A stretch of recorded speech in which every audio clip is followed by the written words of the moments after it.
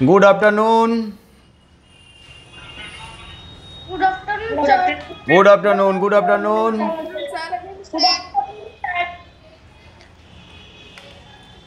আজকে আমরা অনলাইন ক্লাসে আলোচনা করব কবি কাজী নজরুল ইসলামের মোরা দুই সহোদর ভাই। প্রত্যেকের কাছে বই আছে? হ্যাঁ স্যার। কত পৃষ্ঠায় কবিতাটা আছে বলো? 119। তাহলে 119 পৃষ্ঠায় কবি কাজী নজরুল ইসলামের মোরা দুই সহোদর ভাই এই কবিতা আছে। প্রত্যেকে 119 পৃষ্ঠা বের করো।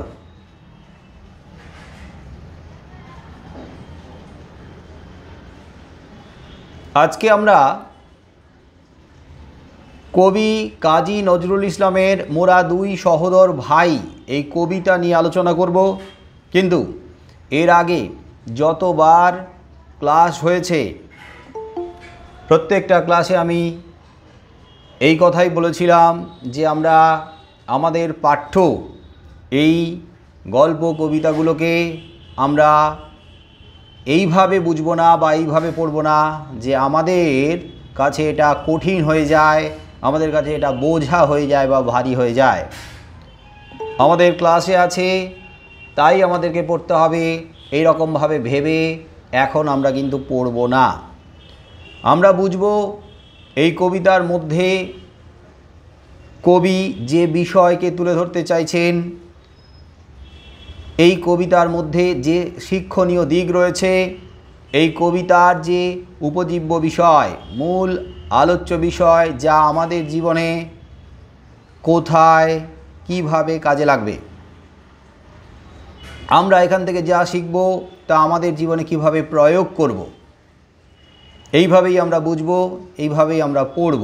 তাহলে আমাদের এই কবিতা কঠিন বলে মনে হবে না, ভারী বলে মনে হবে না, জটিল বলে মনে হবে না। বেশ মজার ছলে পড়ব।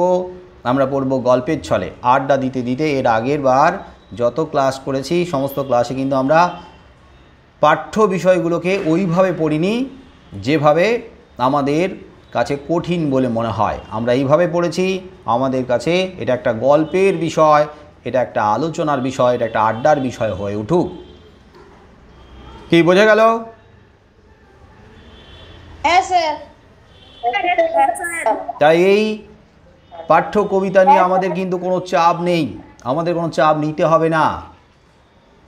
এই কবিতাতে যা কিছু আছে সেটা আমরা বুঝবো, আমরা উপলব্ধি করব, আর সেটাকে আমরা কি করব আমাদের জীবনে, আমাদের সমাজ জীবনে বাস্তবে সেটাকে প্রয়োগ করব। আচ্ছা, কার কি প্রশ্ন আছে? যদিও পড়ার মাঝখানে প্রশ্ন না করলেই ভালো হয়, তবু আমি শুনি কি প্রশ্ন। স্যার, আগেকার দিনে কি এই কবি আর লেখকগুলো কি এই হিন্দু আর মুসলমানকে এক করার জন্য কি অনেক নানা রকম কবিতার গান লিখেছিল? হ্যাঁ, হিন্দু মুসলিম এই দুই সম্প্রদায়ের মানুষকে ঐক্যবদ্ধ করার জন্যই বহু কবি সাহিত্যিক গান লিখেছেন, কবিতা লিখেছেন। সাহিত্যে হিন্দু মুসলিম এই দুই ধর্ম সম্প্রদায়ের মানুষকে ঐক্যবদ্ধ করার জন্যই তুলে ধরা হয়েছে। আমরা এটা নিয়ে আরও সবিস্তারে আলোচনা করব। তুমি এই কবিতার মূল বিষয়টা তো বুঝেই গেছো, এখানে যতজন আছে প্রত্যেকেই বুঝেছে, কিন্তু আমরা আর একটু সবিস্তারে ডিটেলে আলোচনা করব। সেখানে দেখব যে আমরা কোথায় কিভাবে রয়েছি, আমাদের পূর্বপুরুষেরা কোথায় কিভাবে ছিলেন, আর আগামীতে আমরা কিভাবে এখান থেকে শিক্ষা নিয়ে সেই শিক্ষণীয় বিষয়টাকে কিভাবে আমরা আমাদের জীবনে সমাজের ক্ষেত্রে প্রয়োগ করব, সেটাও কিন্তু এখান থেকেই আমাদের শিখে নিতে হবে। তার আগে কবিতাটাকে একবার পড়ব, প্রত্যেককে শুনতে হবে মন দিয়ে। তো তোমরা কবিতার লাইনে চোখ রাখবে, আমি কবিতাটা পড়ছি, তোমরা একবার শোনো। মোরা দুই সহোদর ভাই, কবি কাজী নজরুল ইসলাম। হিন্দু আর মুসলিম মোরা দুই সহোদর ভাই, এক বৃন্তে দুটি কুসুম এক ভারতে ঠাঁই। দুই সহোদর ভাই। সৃষ্টি যার মুসলিম রে ভাই, হিন্দু সৃষ্টি তাঁরই। মোরা বিবাদ করে খোদার উপর করি যে খোদকারি। শাস্তি এত আজ আমাদের হীন দশাই, তাই দুই সহোদর ভাই। দুই জাতি ভাই সমান মরে মর গেলে দেশে, বন্যাতে দুই ভাইয়ের কুটির সমানে যায় ভেসে। দুই জনারই মাঠেরে ভাই সমান বৃষ্টি ঝরে, সব জাতিরই সকলকে তাঁর দান যে সমান করে। সূর্য চাঁদ সূরজের আলো, কেহ কম বেশি কি পাই, বাইরে শুধু রঙের তফাৎ, ভিতরে ভেদ নাই, দুই সহোদর ভাই। শোনা গেল প্রত্যেকের? হ্যাঁ স্যার। হ্যাঁ স্যার। ওকে, হ্যাঁ স্যার। হ্যাঁ স্যার। এবারে বলো, কবি কাজী নজরুল ইসলাম বাংলা সাহিত্যে আমাদের কাছে কি কবি হিসেবে পরিচিত? স্যার বিদ্রোহী কবি। স্যার বিদ্রোহী। বিদ্রোহী কবি কাজী নজরুল ইসলাম। কে বলতে পারবে দু এক কথায় যে কাজী নজরুল ইসলামকে বিদ্রোহী কবি আখ্যা দেওয়া হয়েছে কেন? কে বলতে পারবে দু একজন? স্যার আমি বলবো। প্রতীক বসাক বলো। কবিতার মধ্যে বিদ্রোহ ছিল। তার কবিতার মধ্যে কি আছে? বিদ্রোহ ছিল স্যার। বিদ্রোহ। বিদ্রোহ। স্যার আমি বলতে মনে বলেছিল। স্যার আমি তার কবিতার মধ্যে আছে বিদ্রোহের সুর, তার কবিতার মধ্যে আছে অন্যায়ের বিরুদ্ধে গর্জে ওঠার সুর, তার কবিতার মধ্যে আছে অবিচারের বিরুদ্ধে, অরাজকতার বিরুদ্ধে, অসত্যের বিরুদ্ধে, অন্যায়ের বিরুদ্ধে সোচ্চার হয়ে ওঠার সুর। তার মানে তার বেশিরভাগ কবিতায় অন্যায়, অবিচার, শোষণ, বৈষম্য, সামাজিক যে ভেদাভেদ, সামাজিক যে সংস্কার, এই প্রতিটা বিষয়ের বিরুদ্ধে তিনি প্রতিবাদে গর্জে উঠেছেন। তার কবিতা বিদ্রোহের অগ্নিদীপ্ত, তার কবিতা বিদ্রোহের অগ্নি স্ফুলিঙ্গ জ্বালায়। তার কবিতার সুরে বিদ্রোহের সুর ধ্বনিত হয়। আর কবি কাজী নজরুল ইসলাম সমাজের যেখানে যত অন্যায় অবিচার দেখেছেন, অনাচার দেখেছেন, বৈষম্য দেখেছেন, যেখানে শোষণ, যেখানে বঞ্চনা, যেখানে অপমান, যেখানে আঘাত, তার বিরুদ্ধে সোচ্চার হয়েছেন, আওয়াজ তুলেছেন তার কবিতার মাধ্যমে, তার সাহিত্যের মাধ্যমে, তার গানের মাধ্যমে। তবে তার কবিতার মধ্যে শুধু যে বিদ্রোহের সুর আছে তা নয়, ঐক্যের সুর আছে, সাম্যের সুর আছে, একতার সুর আছে, সৌভ্রাতৃত্বের সুর আছে, মানবতার সুর আছে। এবং এই নিয়ে আমাদের কবি কাজী নজরুল ইসলাম বিদ্রোহী কবি, আমাদের কবি কাজী নজরুল ইসলাম সাম্যের কবি, ঐক্যের কবি, মানবতাবাদের কবি। কাজী নজরুল ইসলামের যে সংক্ষিপ্ত আত্মপরিচয় এই কবিতার পরপর দেয়া আছে, সেই জায়গাটাও তোমরা একটু বের করো। তোমাদের তো প্রত্যেকের নজরুল ইসলামের আত্মজীবনী সম্পর্কে ধারণা আছে, প্রত্যেকেই তো জানো, প্রত্যেকেই তো ছোটোবেলা থেকে পড়ে এসছো, কি জানো তো? Yes sir. হ্যাঁ স্যার। Sir sir sir. হ্যাঁ বলো, প্রশ্ন কিসের? এত প্রশ্ন কিসের? আমি কি প্রশ্ন করেছি? আমি শুধু জানতে চাইছি যে কবির সম্পর্কে তোমাদের জানা আছে কি না। ক্লাস 6-এ পড়ছো, কিন্তু তার আগে নজরুল ইসলামের কোনো না কোনো কবিতা কোনো না কোনো ক্লাসের সিলেবাসে অন্তর্ভুক্ত ছিল, তোমরা পড়ে এসছো। এবারে বলো কার কি প্রশ্ন? এত কিসের প্রশ্ন বলো? পড়ার মাঝখানে প্রশ্ন করলে কি হয়, পড়ানোর গতিটা নষ্ট হয়ে যায়। বলো কি প্রশ্ন শুনি।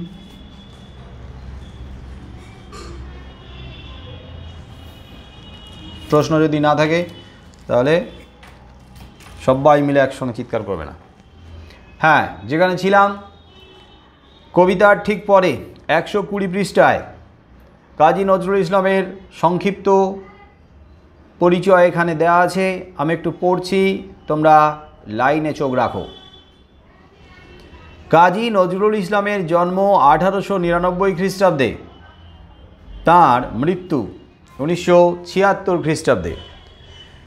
কাজী নজরুল ইসলামের জন্ম বর্ধমান জেলার চুরুলিয়া গ্রামে। 1326 বঙ্গাব্দে বঙ্গীয় মুসলমান সাহিত্য নামক পত্রিকায় তার প্রথম কবিতা মুক্তি প্রকাশিত হয়।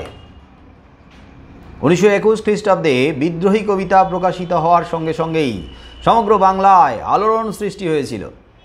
তার কবিতা কেবল ইংরেজ শাসনের বিরুদ্ধে প্রতিবাদ নয়, তার বিদ্রোহী চেতনা সমাজের সমস্ত রকম অসাম্য, অন্যায় ও কুসংস্কারের বিরুদ্ধে প্রতিবাদ করেছে। তার কবিতার আরেকটি বিশেষত্ব হল হিন্দু ও মুসলমান উভয়ের ঐতিহ্যের সার্থক মেলবন্ধন। তার রচিত বইগুলোর মধ্যে রয়েছে অগ্নিবীণা, বিষের বাঁশি, সাম্যবাদী, সর্বহারা, ফণী মনসা, প্রলয় শিখা প্রভৃতি। আমাদের পাঠ্য এই কবিতাটি পশ্চিমবঙ্গ বাংলা একাডেমি প্রকাশিত নজরুল রচনা সমগ্র 7ম খণ্ড থেকে নেওয়া হয়েছে। শোনা গেল?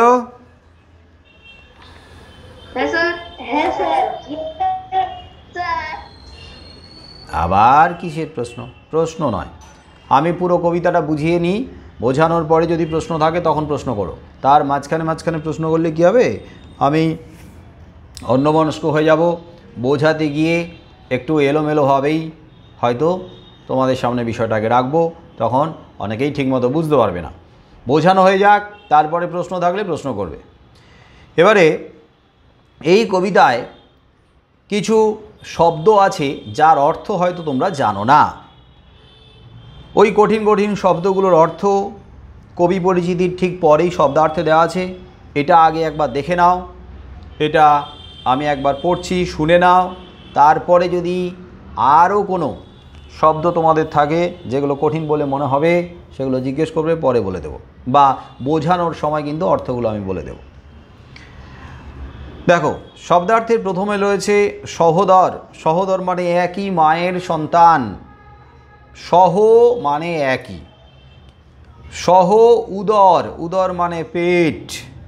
সহ উদরে মানে একই পেটে যাদের জন্ম, একই মায়ের পেট থেকে জন্ম, তাদেরকে বলা হয় সহোদর মানে ভাই। বৃন্ত মানে মোটা, এখানে ফুলের বৃন্তের কথা বলা হয়েছে। কুসুম মানে ফুল। ঠাঁই মানে জায়গা পাওয়া, জায়গা নেওয়া মানে স্থান বা আশ্রয়। বিবাদ মানে তো ঝগড়া জানোই। হীন দশা মানে একবারে দুরবস্থা, দুর্দশা, খুব খারাপ অবস্থা। খোদকারী, খোদকারী মানে অসঙ্গত বা অনুচিত হস্তক্ষেপ। খোদকারী, খোদকারীকে যদি আমরা পাতি বাংলায় বলি তাহলে অনেকটা দাদাগিরি, মাতব্বরি করা। আর মরগ মানে মৃত্যু মিছিল লেখা আছে। মরগ মানে মহামারী, মহামারী মানে একসঙ্গে ব্যাপক মৃত্যু, বিশাল সংখ্যক মৃত্যুকে মরগ বলা হয় বা মহামারী বলা হয়। এবারে এখানে যে শব্দগুলো আছে কবিতায়, তার মধ্যে একটা আছে সুরুজের। সুরুজের মানে সূর্যের, সূর্যের মানে তো জানোই। এবারে আমাকে বলো, আর যে শব্দগুলো আছে তার কোনোটার মানে তোমাদের জানা নেই, তাহলে আমার কাছে জিজ্ঞেস করো, আমি তাহলে বলে দিই আগে, তারপরে ব্যাখ্যা করি। স্যার বলো। স্যার আমাকে না যে খোদকারী শব্দটা একবার একটু বুঝিয়ে দিবেন? এই যে একটু আগে বললাম, একেবারে সুন্দর করে পাতি বাংলায় বুঝিয়ে দিলাম। আমরা যে ভাষায় বুঝি, সে যে ভাষায় আমরা ভালো ব্যাপারটাকে বুঝতে পারি। বললাম না, মাতব্বরি করা, দাদাগিরি, দাদাগিরি করেছি। আচ্ছা, কে প্রশ্ন জিজ্ঞেস করলো, নাম কি? স্যার অরিত্র মালাকার। অরিত্র মালাকার, অরিত্র মালাকার, অরিত্র দাদাগিরি করেছিস কোথাও কখনো? না স্যার। দাদাগিরি করিস নি? কেন দাদাগিরি করার দরকার পড়েনি? না, যখন কেউ খেলার সময় ডিস্টার্ব করে তখন খেলার সময় যখন ইচ্ছা করে তখন দাদাগিরি করতে হয়। তা তোর ওপরে কেউ দাদাগিরি করেছে এরকম কেউ? হ্যাঁ। কে, বন্ধুরা হ্যাঁ, নাকি স্কুলের উঁচু ক্লাসের দাদারা? স্কুলে উচ্চ ক্লাসের দাদারা বন্ধুরাও। দাদারাও করেছে, বন্ধুরাও করেছে। তাহলে দাদাগিরি মানে তো জানিস। হ্যাঁ। মাতব্বরি করা মানে জানিস? হ্যাঁ, বদমাশি করা। না, মাতব্বরি করা মানে বদমাশি করা না। মাতব্বরি করা মানেই দাদাগিরি করা, মানে অন্যরা যেভাবে চালিত করবে সেইভাবে চলা। অন্যরা তোমার উপরে এসে কি করবে, তোমার উপরে এসে দাদাগিরি করবে, ছড়ি ঘোরাবে, তোমাকে বলে এটা কর, ওই ওটা কর, এই কেন করছিস না, এগুলো মাতব্বরি করা, ভবর দালালি। হ্যাঁ, এটাই হচ্ছে দাদাগিরি। তো এই দাদাগিরি, মাতব্বরি, ভবর দালালি এইগুলোই হচ্ছে সুন্দর করে সাহিত্যের ভাষায় যদি আমরা বলি তাহলে তাকে বলা হয় অনুচিত হস্তক্ষেপ। হস্তক্ষেপ করা, হস্তক্ষেপ, কোনো কাজে অন্যের হস্তক্ষেপ, অন্য এসে নাক গলায়। অনুচিত মানে যা উচিত নয়, ঠিক নয়। অসঙ্গত, যা সঙ্গত নয়, মানে যা ন্যায়সঙ্গত নয়, যা যুক্তিযুক্ত নয়, বাস্তবিক, যেটা মানা যায় না। এবারে বোঝা গেল? হ্যাঁ স্যার। এবারে আমরা কবিতায় আসি। কবি কাজী নজরুল ইসলামের জন্ম কত সালে বলা হলো? বলো, কে পারবে? স্যার, আমি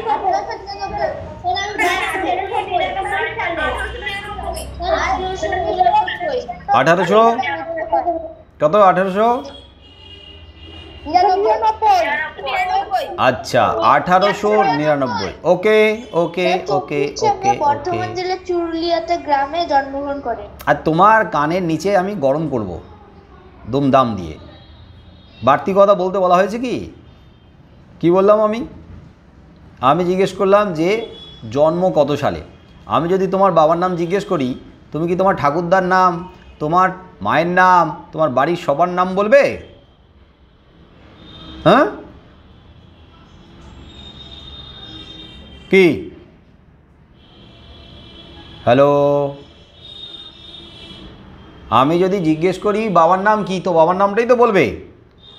তোমাকে আমি জিজ্ঞেস করছি যে বাড়ি কোথায়, বাবার নাম বলছি, তার সাথে বাড়ির নাম, বাড়ির সবার নাম বলছি, বাড়ি কোথায় বলছি। এরকমভাবে উল্টাপাল্টা কথা বলে প্রশ্ন ঠিকঠাক না বুঝে লোকে কিন্তু পরে আর কিন্তু গুরুত্ব দেবে না, পাত্তাই দেবে না। যা জানতে চাইছি সেটাই কিন্তু আগে শুনতে হবে, তারপরে তারই উত্তর দিতে হবে। হ্যাঁ, এটা ভবিষ্যতে মনে রাখবে যে জীবনে যদি বড় হতে চাও তাহলে কথা বলবে যুক্তি দিয়ে, কথা বলবে বিচার বিবেচনা করে। আগে বক্তা কি বলছে সেটা শুনবে, মানে যিনি প্রশ্নটা করছেন সেই প্রশ্নের উত্তরটাকে দেওয়ার আগে ঠিক মতো শুনবে, বুঝবে, তারপরে উত্তর দেবে। সবার আগে আমি উত্তর দেব বলেই আমি উল্টো পাল্টা দিতে থাকলাম, বেশি বেশি করে দিতে থাকলাম, তাহলে কিন্তু গুরুত্ব পাবে না। এটা জীবনে সব সময় মনে রাখবে, আমি সবাইকে বললাম। হ্যাঁ, তো নজরুল ইসলামের জন্মসাল জানতে চাইলাম 1899 খ্রিস্টাব্দ। এইবারে বলো পরের প্রশ্ন, 1899 খ্রিস্টাব্দে আমাদের বাংলা তথা ভারতবর্ষে কারা শাসন করছিল? বলো। স্যার, ইংরেজরা। ইংরেজরা, ব্রিটিশরা। ওকে, ইংরেজরা। হ্যাঁ ঠিকই আছে, ইংরেজরা মানে ব্রিটিশরা। তো ইংরেজ শাসক সেই সময় আমাদের দেশে শাসনকর্তা, তারা শাসন করছে। আচ্ছা, ইংরেজরা তারা কি আমাদের এ দেশের অধিবাসী, এই রাজ্যের অধিবাসী, না তারা বহিরাগত? তারা বহিরাগত, বাইরে থেকে এসছে, তাই তো? তো বাইরের থেকে এসেছিল বাণিজ্য করার জন্য, এসেছিল বাণিজ্য করতে, ব্যবসা বাণিজ্য করতে। ব্যবসা বাণিজ্য করে নিজের দেশকে আরও সমৃদ্ধ করবে, উন্নত করবে। এটার জন্যই তো তারা এসেছিল, ব্যবসা বাণিজ্য করার জন্য। কিন্তু সুযোগ বুঝে কি করেছে? সুযোগ বুঝে ব্যাটাগুলো ব্যবসা বাণিজ্য করার সাথে সাথে আমাদের যে রাজ্য, সেই রাজ্য দখল করেছে। সেই রাজ্যের সিংহাসনে সেই ইংরেজরা তারা জাঁকিয়ে বসেছে। তারপরে রাজ্য থেকে সারা ভারতবর্ষকে তারা কবজা করে ফেলেছে, গ্রাস করে ফেলেছে। এখন ঘটনা হচ্ছে, ইংরেজদের আগে আমাদের রাজ্যে, আমাদের দেশে রাজা ছিল কি ছিল না বলো? ছিল স্যার, ছিল। তাহলে ইংরেজদের আগে আমাদের দেশে যদি রাজা থাকে, তাহলে সেই রাজার তত্ত্বাবধানে আমাদের প্রজা সাধারণ ছিল। আবার ইংরেজরা এসেছে, তারা কূট কৌশলে, তারা ষড়যন্ত্র করে তারা সিংহাসনে বসেছে, তারা রাজা হয়ে বসেছে। তাহলে তাদের তত্ত্বাবধানে, তাদের আন্ডারে আমরা রাজ্যবাসী, দেশবাসী, প্রজা সাধারণ ছিলাম। তাহলে আমাদের ইংরেজদের প্রতি এত বিদ্বেষ কেন, এত রাগ কেন, এত ক্ষোভ কেন, এত বিতৃষ্ণা কেন? আমাদের দেশে শাসন করেছিল। আমাদের দেশ তো শাসন রাজারাও তো করেছিল, ইংরেজদের আগেও তো রাজারা ছিল, তারাও তো শাসন করতো।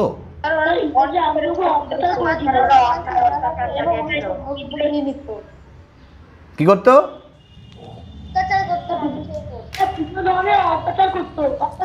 তো আগে যে সমস্ত রাজা ছিল তারা অত্যাচার করেনি প্রজাদের উপরে? করেছিল। তাহলে ইংরেজরাও তো করেছে। তাহলে ইংরেজদের হ্যাঁ, বেশি বেশি রাজার কাজ, রাজার কাজই হলো রাজ্য শাসন করা। রাজার কাজ হলো প্রজাদের দুঃখে কষ্টে প্রজাদের পাশে থাকা, প্রজাদের সুখ সুবিধা দেখা, প্রজাদেরকে ভালো রাখা। কারণ প্রজারা ভালো থাকলে, প্রজারা সুখে থাকলে, প্রজারা শান্তিতে থাকলে রাজ্য শান্তিতে থাকবে।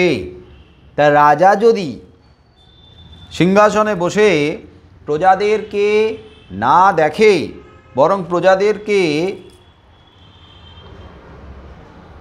আঘাত করে, প্রজাদের ওপরেই আঘাত করে, প্রজাদের উপরে শোষণ করে, প্রজাদেরকে শোষণ করে, লুণ্ঠন করে, অত্যাচার করে, সর্বশান্ত করে দেয়, তাহলে সেই রাজ্য বেশি দিন দীর্ঘস্থায়ী হয় না। সেই রাজ্যের রাজা কিন্তু দীর্ঘস্থায়ী হয় না, বেশি দিন ক্ষমতায় বসে থাকতে পারে না। ইংরেজরাও রাজা হয়েছে, তার আগেও রাজা ছিল, তবুও আমাদের ইংরেজদের প্রতি এত কেন ঘৃণা, এত কেন রাগ, এত কেন ক্ষোভ?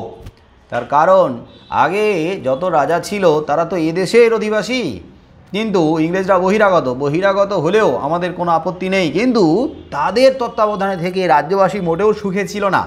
এতটা নির্যাতন, এতটা অকথ্য অত্যাচার করে গেছে, শোষণ করে গেছে, একেবারে নিঃস্ব রিক্ত করে দিয়ে গেছে, সর্বশান্ত করে দিয়েছে ভারতবাসীকে। এবং ভারতবর্ষ থেকে যা কিছু তারা লুণ্ঠন করতো, সমস্ত কিছু লুটপাট করে নিয়ে চলে যেত, শোষণ করে নিয়ে চলে যেত। কোথায়? এদেশের ভালোর জন্য, এদেশের মঙ্গলের জন্য তারা কাজে লাগিয়েছে কি বলো? কোথায় নিয়ে যেত? হ্যাঁ, লন্ডনে, নিজের দেশে নিয়ে চলে যেত। এখান থেকে যা কিছু ভালো ভালো সব নিয়ে চলে যাচ্ছে নিজেদের দেশে। এখানকার যত কাঁচামাল সব নিয়ে চলে যাচ্ছে নিজেদের দেশে। ওখানকার শিল্প আরও ফুলে ফেঁপে উঠছে। ওখানকার কলকারখানাতে তারা সেই কাঁচামালগুলোকে দ্বারা কী করছে না, উৎপাদন করছে বিভিন্ন ধরনের প্রোডাক্ট। তো সেই জিনিসগুলোকে আবার ভারতবর্ষে নিয়ে এসে ভারতবর্ষের বাজারে বিক্রি করছে চড়া দামে, বেশি দামে।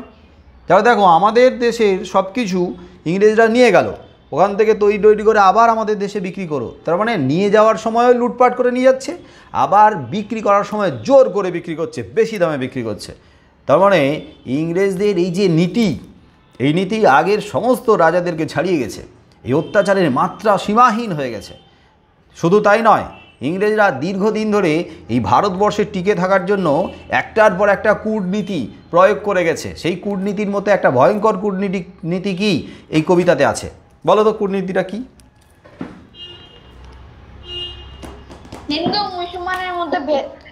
হিন্দু মুসলমানের মধ্যে ভেদ তৈরি করা, ভেদাভেদ তৈরি করা। আর সেই ভেদাভেদ তৈরি করাকে কি বলা হয়েছে জানো? ভেদাভেদ তৈরি করার নীতিটাকে কি নীতি বলা হয়?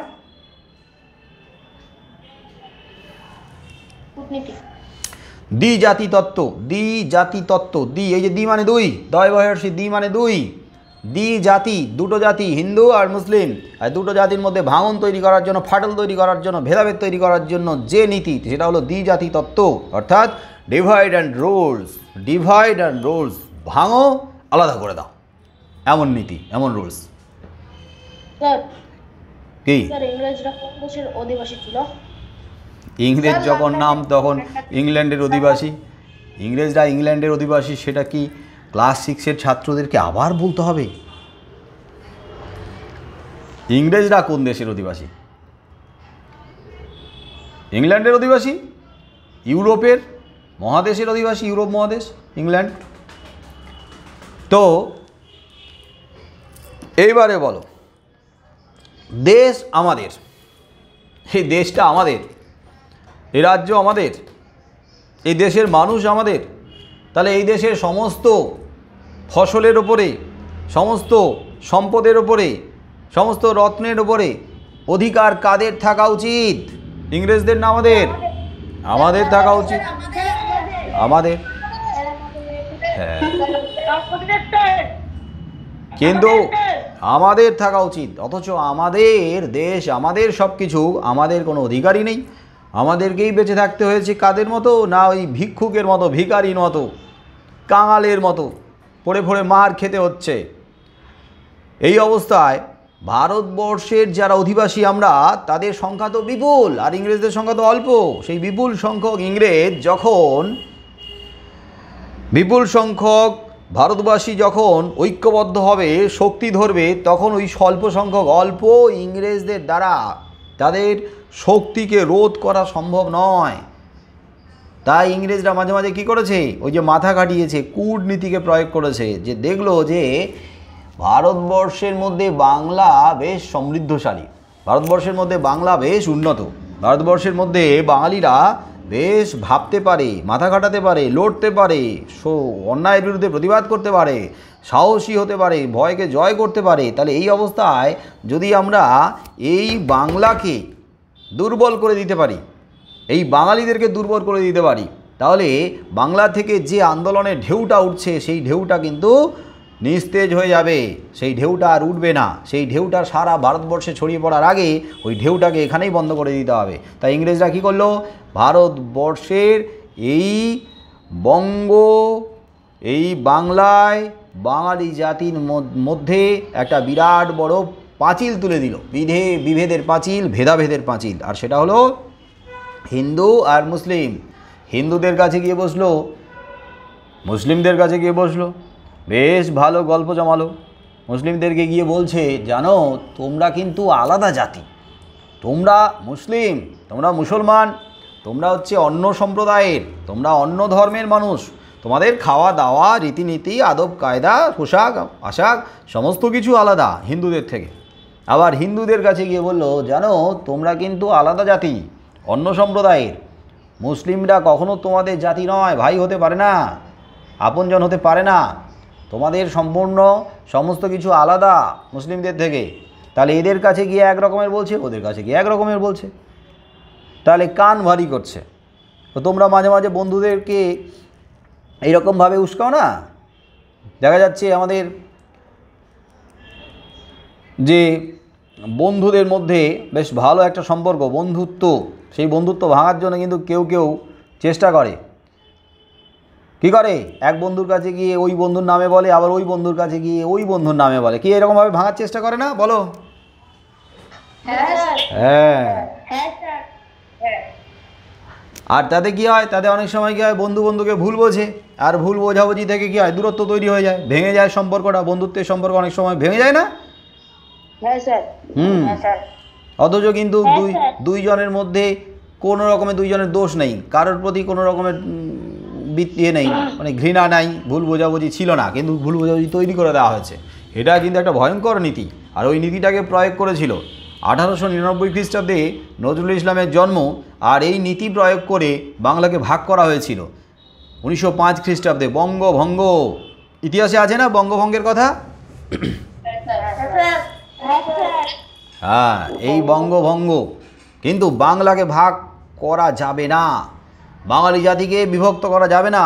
বাংলা এক, বাঙালি জাতি এক, হিন্দু মুসলিম নামের পার্থক্য থাকতে পারে, নামে ওই জাতি হিন্দু, নামে এই জাতি মুসলিম, নামের পার্থক্য থাকতে পারে, কিন্তু এক মায়ের দুই সন্তান।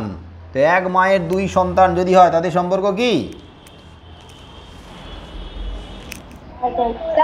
ভাই ভাই, ভাই ভাই মানেই সহোদর, মানেই তো সহোদর, কি তাই না? হ্যাঁ স্যার। এইবারে আমরা বুঝবো আমাদের মতো করে এই সময় দাঁড়িয়ে। আচ্ছা, আমরা সবার আগে সবার ঊর্ধ্বে কোনটাকে জায়গা দেব? সবার ঊর্ধ্বে কি আমরা ধর্মকে জায়গা দেব, সম্প্রদায়কে জায়গা দেব, না মানুষকে জায়গা দেব? বলো তো। মানুষকে জায়গা দেব। কারণ কারণ মানুষ, হ্যাঁ, মাইকটাকে বন্ধ করতে হবে, কথা বলার সাথে সাথে মাইকটাকে বন্ধ করে দিতে হবে। তাহলে মানুষ সবার আগে সবার ঊর্ধ্বে জায়গা পাবে। জায়গা পাবে না কোনো রং, কে কালো দেখতে কে ফর্সা দেখতে, জায়গা পাবে না। জায়গা পাবে না পোশাক পরিচ্ছদ, কে কী ধরনের পোশাক আশাক পরে সেটা জায়গা পাবে না। জায়গা পাবে না কে কেমন দেখতে, জায়গা পাবে না। কে ভালো দেখতে কে খারাপ দেখতে, কে সুন্দর দেখতে, কে কালো দেখতে কে ফর্সা দেখতে, কে লম্বা কে বেটে, কে কুৎসিত কদাকার, এগুলো জায়গা পাবে না। কে কোন ভাষায় কথা বলে, কে কেমন ভঙ্গিমায় কথা বলে, কে কি খায়, এইগুলো জায়গা পাবে না। কে কোন অঞ্চলে জন্মেছে, এটা জায়গা পাবে না। জায়গা পাবে প্রত্যেকটা মানুষ হলো মানুষ, প্রত্যেকেই মানুষ। জায়গা পাবে মানুষ, জায়গা পাবে মানুষের দুঃখ কষ্ট যন্ত্রণা অসহায়তা। জায়গা পাবে মানুষ যখন বিপদে পড়েছে, সেই বিপদাপন্ন মানুষকে বিপদ থেকে টেনে তোলা, এটা জায়গা পাবে, এটাই গুরুত্ব পাবে, এটাই অগ্রাধিকার পাবে। জায়গা পাবে কোন মানুষটা না খেয়ে মরণাপন্ন, না খেতে পেয়ে দিনের পর দিন না খেতে পেয়ে মৃত্যুর দিকে এগিয়ে যাচ্ছে, সেটা জায়গা পাবে। জায়গা পাবে কোন মানুষটা অসুস্থ হয়ে পড়ে রয়েছে, তার চিকিৎসাটা জায়গা পাবে। জায়গা পাবে কোন মানুষ মাথার উপরে ছাদ না পেয়ে গাছের তলাতে খোলা আকাশের নিচে পড়ে রয়েছে, সেটা জায়গা পাবে। মানে ঘর বাড়ি বাসস্থান জায়গা পাবে, মানে ঘর বাড়ি তার আছে কি না সেটা জায়গা পাবে। ওই লাইফ বয়ের অ্যাডভার্টাইজমেন্ট কে দেখাচ্ছিস রে? তোদের কি লাইফ বয়ের ডিস্ট্রিবিউশন শুরু আছে নাকি রে? স্যার এটা আগের ক্লাস মানে আগের ইতিহাসটা তো এরকম করছিল কিন্তু স্যার আগের বার ওই চ্যাংড়াটা করতেছিল, চ্যাংড়ামো হচ্ছে বসে বসে। হ্যাঁ, আগের দিন ইতিহাসটা তো এই ছেলেটা এরকম করছিল স্যার, খুব ডিস্টার্ব করে। ওকে সামনাসামনি আমার কাছে নিয়ে আসবি তো, দৌড়ে বেঁধে স্কুলটা খুলতে দে, তারপর দেখছি। হ্যাঁ, তাহলে জায়গা পাবে মানুষ কত কষ্টে আছে, সেই কষ্টটা জায়গা পাবে, তাদের দুঃখটা জায়গা পাবে, তাদের বিপদ আপদে থাকাটা জায়গা পাবে। জায়গা পাবে না কে হিন্দু কে মুসলিম, জায়গা পাবে না কে খ্রিস্টান কে শিখ কে বৌদ্ধ, জায়গা পাবে না। ভারতবর্ষ বহু ধর্ম সম্প্রদায়ের মানুষের দেশ। ভারতবর্ষের বহু ধর্ম সম্প্রদায়ের মানুষ বসবাস করে বহুকাল থেকে। আমাদের ভারতবর্ষ এইভাবে ধরে রেখেছে বহু ধর্মের মানুষকে, সম্প্রদায়ের মানুষকে। আমরা মিলেমিশে আছি বহুকাল ধরে, মিলেমিশে থাকব। এখানে কার পোশাক কীরকম, কোন জাতির গায়ে কোন ধর্মের তকমা রয়েছে, সেটা কিন্তু আমরা গুরুত্ব দেব না। কারণ প্রত্যেকটা মানুষ একটা সময় গিয়ে অসহায় হয়ে পড়ে। আমাদের রোগ ব্যাধি হয়, আমাদের পরিবার থেকে কোনো না কোনো সময় কেউ মারা গেছে, মারা যাবে, আমাদের অসুস্থতায় পড়তে হবে, আমরা অসুখে পড়ব, আমরা বিপদে পড়ি, সমস্যায় পড়ি, আমাদের উপরে আঘাত আসে। এইগুলো যদি আমরা সবাই মিলিয়ে একসাথে মোকাবিলা করি, তবে গিয়েই কিন্তু বিপদ থেকে উদ্ধার পেতে পারবো। আর যদি আমরা ও অন্য ধর্মের ও অন্য সম্প্রদায় বলে তাদেরকে দূরে সরিয়ে রাখি, বা তারাও যদি আমাদেরকে অন্য ধর্ম অন্য সম্প্রদায় ভেবে দূরে সরিয়ে রাখে, তাহলে বড় বিপদ যখন আসবে, বিশাল বড় আঘাত যখন আসবে আমাদের উপরে, দেশের উপরে, তখন সেই বিপদ থেকে আমরা উদ্ধার পাবো না। তাই আমরা মিলেমিশে থাকবো, ঐক্যবদ্ধ হয়ে থাকবো। আর ঐক্যবদ্ধ জাতি বিরাট শক্তি ধারণ করতে পারে, আর সেই শক্তি, বিরাট শক্তি ধরা জাতিকে কেউ কোনো দিন পরাজিত করতে পারে না। তাহলে ভারতবর্ষ দীর্ঘ প্রায় 150 বছরের ঊর্ধ্বে, মানে প্রায় 200 বছর ধরে কেন ইংরেজদের গোলামি করেছে? কেন গোলামি করেছে? এত বছর ধরে কেন গোলামি করেছে? এত অত্যাচার সহ্য করেও কেন গোলামি করেছে বলো? স্যার ইংরেজরা ভারতবাসীদের ভয় দেখাতো যে তারা তাদের দেশকে নেবে। ভয় দেখাতো, অত্যাচার করতো, আঘাত করতো, শোষণ করতো, তা সত্ত্বেও কিন্তু এত বছর ধরে ইংরেজরা টিকে ছিল। তার কারণ ভারতবাসীর মধ্যে ততখানি ঐক্য তৈরি হয়নি, তৈরি হতে দেয়নি। এইভাবে বিভেদ, এইভাবে ভেদাভেদের পাঁচিল তুলে আলাদা করে রাখা হয়েছে। আর মানুষকে যদি ঐক্যহীন করে রাখা হয়, মানুষকে যদি দূরে সরিয়ে রাখা হয়, তখন তো মানুষ দুর্বল, অসহায়। আর সেই দুর্বল অসহায় ভারতবাসীর পক্ষে ইংরেজদের বিরুদ্ধে ওইভাবে মাথা তুলে দাঁড়ানো সম্ভব ছিল না। তার জন্যই দীর্ঘ সময় লেগে গেছে, বহু দিন, বহু বছর লেগে গেছে এই অত্যাচারী ইংরেজদেরকে আমাদের দেশ থেকে দূর করার জন্য। এবারে আমি এখন লাইনের দিকে তাকিয়ে পড়ছি, তোমরা লাইনগুলোর দিকে দেখো, কারণ লাইনগুলো ধরে ধরে আমি একটু বুঝিয়ে দেব। মোরা দুই সহোদর ভাই, কবি কাজী নজরুল ইসলাম। হিন্দু আর মুসলিম মোরা দুই সহোদর ভাই। তার মানে হিন্দু মুসলিম এই যে দুই ধর্ম সম্প্রদায়ের মানুষের কথা বলা হয়েছে, এই দুই ধর্ম সম্প্রদায়ের মানুষ ধর্মগত দিক থেকে, সম্প্রদায়গত দিক থেকে আলাদা হলেও আসলে কিন্তু আমরা প্রত্যেকেই ভাই ভাই, আমরা সহোদর, আমরা এক মায়ের পেটে জন্ম নিয়েছি, এক মায়ের গর্ভ থেকে আমাদের জন্ম। আর সেই মায়ের নাম কি বলো? হিন্দু মুসলিম সহোদর ভাই, আমরা এক মায়ের পেট থেকে জন্ম। সেই মায়ের নাম কি? সেই মা হলো ভারত মাতা, দেশ মাতা, ভারত জননী, দেশ জননী। এক বৃন্দ, হ্যাঁ স্টপ, এক বৃন্তে দুইটি কুসুম, এক ভারতে ঠাঁই। এক বৃন্তে, দেখবে একটা বৃন্ত থেকে যখন দুটো ফুল ফোটে, বিকশিত হয়, তখন সেই দুটো ফুলের সৌন্দর্য কিন্তু একই রকম।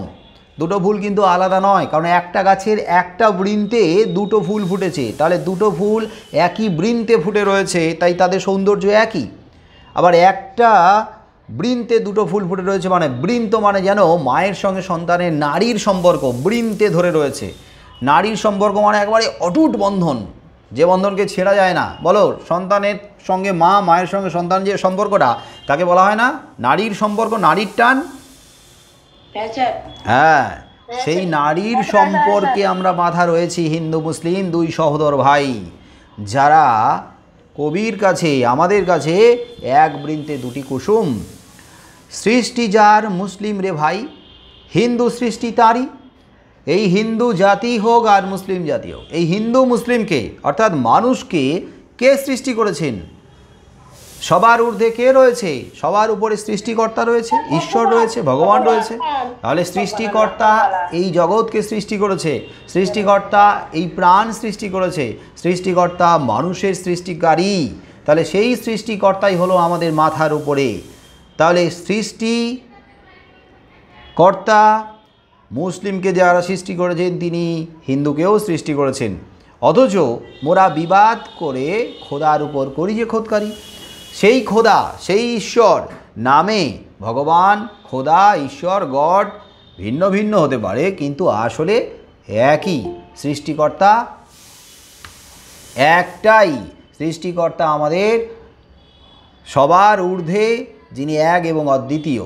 আমরা বিভিন্ন ধর্ম সম্প্রদায়ের মানুষ তাকে ভিন্ন ভিন্ন নামে ডাকি, কিন্তু আমাদের মাথার উপরে যিনি রয়েছেন তিনি হচ্ছেন ঈশ্বর, তিনি সৃষ্টিকর্তা, তিনি হচ্ছেন খোদা। তাহলে ভগবান, মোরা বিবাদ করে খোদার উপরে করি যে খুদকারি। তাহলে আমরা কি করছি? ঈশ্বর কিন্তু আমাদের বলেননি যে এই পৃথিবীতে জন্মানোর পরে আমরা নিজেদের সঙ্গে মারামারি করব, আমরা নিজেদের সঙ্গে সংঘাত করব, আমরা নিজেদের সঙ্গে লড়াই করব। ঈশ্বর কি বলেছে আমাদের কখনো? বলো, না স্যার। বলেনি। তাহলে আমরা কি করছি? আমরা নিজেরা নিজেদের স্বার্থের কারণে স্বার্থপর হয়ে গিয়ে নিজেদের সঙ্গে মারামারি করছি, ঠোকাঠকি করছি, সংঘাতে লিপ্ত হচ্ছি, রক্তপাত করছি, একে অপরের বুকে ছুরি মারছি। তার মানে এটা কি হলো? ঈশ্বর সৃষ্টিকর্তা সর্বশক্তিমান, তিনি আমাদের সৃষ্টি করেছেন, তিনি আমাদের এমন কাজ করতে বলেননি, মিলেমিশে থাকতে বলছেন। অথচ আমরা কি করছি? এই কথা না শুনে নিজেদের সঙ্গে সংঘাত করে খোদার উপরে খোদকারি করছি, অর্থাৎ খোদার উপরে